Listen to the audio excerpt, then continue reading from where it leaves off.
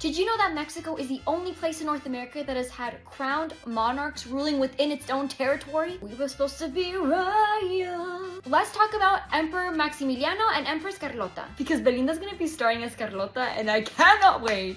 Let's go back in time for a second, okay? Maximilian I was an Austrian archduke. Carlota was a Belgian princess.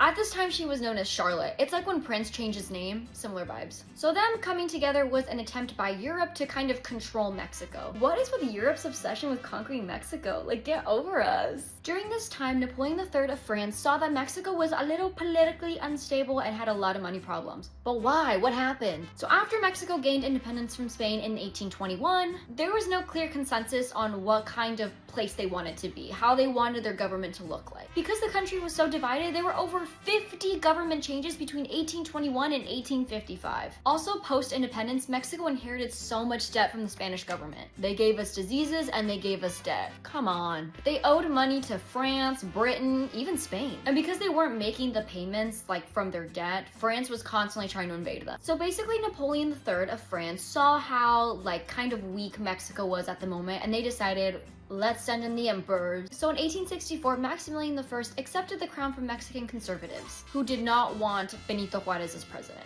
But this all bit the conservatives in the butt. Sound familiar? Because although Maximilian was supported by Mexican conservatives, Maximilian was hella liberal. He wanted land reforms, he supported religious freedom, he was trying to modernize the country, and the Mexican conservatives were like, whoa, whoa, whoa, whoa, whoa. Benito Juarez saw all of this and was like, you know what? I'm still gonna fight against this man. He continued to lead the Republican resistance. While all of this was going on, the US Civil War was happening, and the US government pressured the French troops to leave Mexico under the Monroe Doctrine because they needed the help. So once they left Mexico in like 1866, 1867, Maximilian's empire collapsed. Carlota in all of this was distraught. Her mental health was deteriorating. She went back to Europe and pleaded for help. Help was not given to her or her husband. Maximilian was executed by a firing squad June 19th, 1867 in Querétaro. Carlota lived for many years after, but she lived in seclusion. Her mental health was very, very bad, and she died in 1927. And that's how Mexico almost had a monarchy.